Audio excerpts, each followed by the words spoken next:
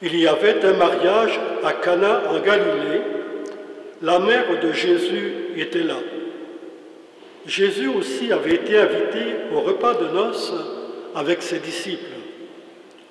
Or, on manqua de vin. La mère de Jésus lui dit, « Ils n'ont pas de vin. » Jésus lui répond, « Femme, que me veux-tu? Mon heure n'est pas encore venue. » Sa mère dit au serviteur, « Faites tout ce qu'il vous dira. » Or, il y avait là 6 cuves de pierre pour les ablutions rituelles des Juifs. Chacune contenait environ 100 litres. Jésus dit au serviteur, « Remplissez d'eau les cuves. » Et ils les remplirent jusqu'au bord.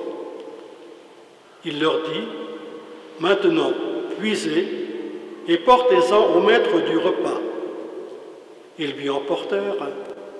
Le maître du repas goûta l'eau changée en vin. Il ne savait pas d'où venait ce vin, mais les serviteurs le savaient, eux qui avaient puisé l'eau.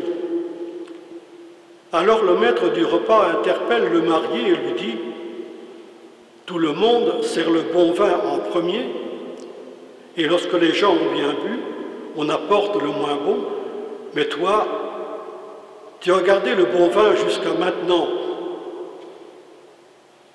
Tel fut le commencement des signes que Jésus accomplit. C'était à Cana en Galilée. Il manifesta sa gloire et ses disciples crurent en lui.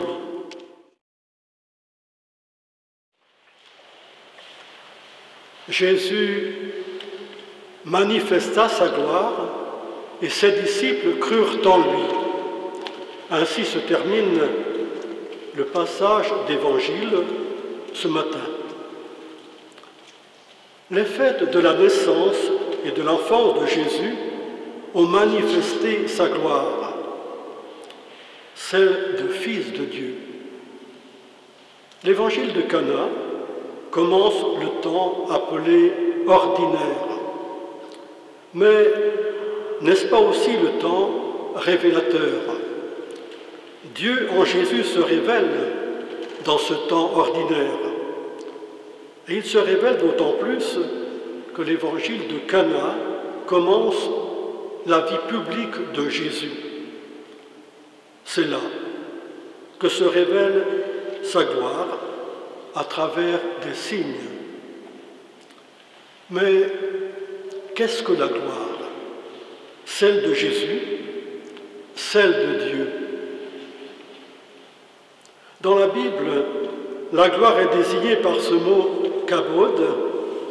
Ce mot signifie le poids de la présence de Dieu, la valeur réelle et profonde de l'être de Dieu, sa puissance, le rayonnement de sa grandeur, de sa sainteté, comme l'évoquent les rayonnements sortant de la nuée sur le baldaquin au-dessus de l'autel, derrière moi. La gloire, c'est donc le rayonnement de la force divine qui s'impose effectivement et se traduit en actes. La gloire se manifeste par des signes miraculeux, tel le signe de Cana. Jésus change l'eau en vin. La gloire humaine se traduit souvent par l'éclat extérieur, par un exploit réalisé, par un succès éclatant qui s'impose, mais demeure souvent éphémère et passager.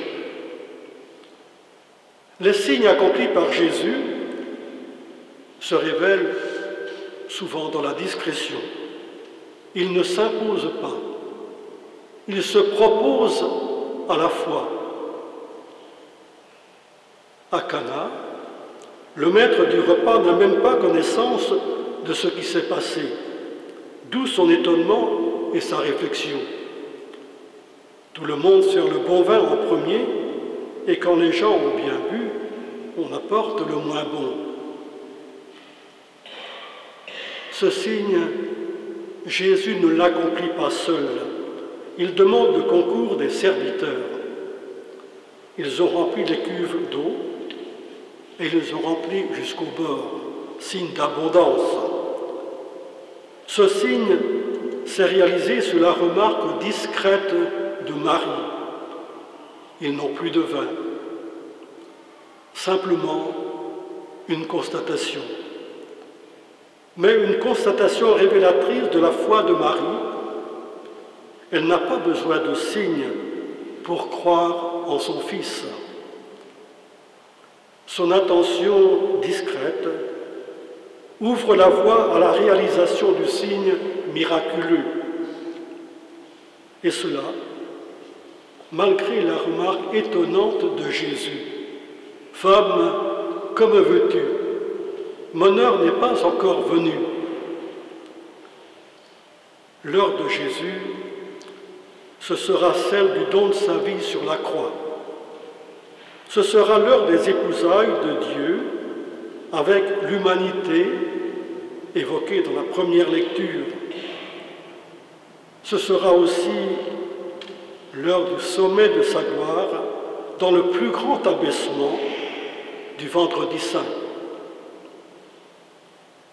Marie, déjà, à Cana, accompagne son fils en disant aux serviteurs « Faites tout ce qu'il vous dira ». Marie devance intuitivement l'action de son fils. Le signe s'accomplit pour la joie des convives. Ce signe de Cana manifeste la gloire de Dieu en son Fils. Par ce signe discret, presque silencieux, les disciples donnent leur foi en Jésus. Ces disciples crurent en lui, nous dit l'Évangile. Aujourd'hui, la gloire de Dieu, comme jadis, se manifeste dans l'univers, dans le monde. Les cieux chantent la gloire de Dieu, nous dit un psaume. La reconnaissance de la gloire de Dieu est confiée à l'Église, spécialement dans les sacrements, dans la liturgie. Cette liturgie qui souvent nous invite à rendre gloire à Dieu. La gloire de Dieu est confiée aux hommes, aux baptisés. Elle est confiée à chacun de nous. Par la vie de l'Église, par la vie des baptisés, Dieu, en Jésus, veut se révéler. Il veut révéler sa gloire, la gloire de son Père, pour que les hommes croient en lui. À l'image des serviteurs de l'Évangile, l'Église et les chrétiens permettent à Jésus de se faire connaître, de révéler sa gloire. Comme aux serviteurs, Marie peut nous dire « Faites tout ce qu'il vous dira ».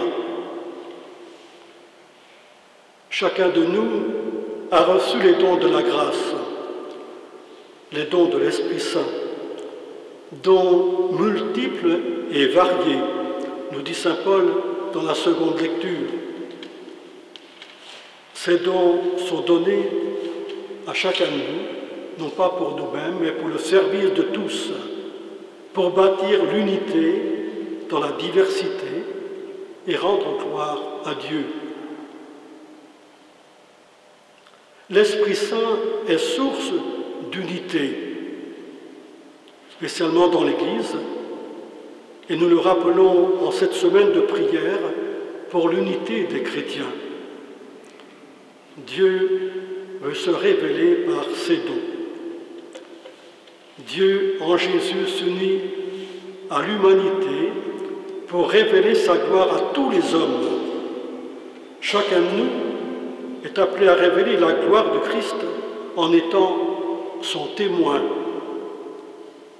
Saint Irénée nous dit « La gloire de Dieu, c'est l'homme vivant, mais la vie de l'homme, c'est de voir Dieu. » Et dès maintenant, la foi nous donne de le voir, de le reconnaître dans les signes qu'il nous fait.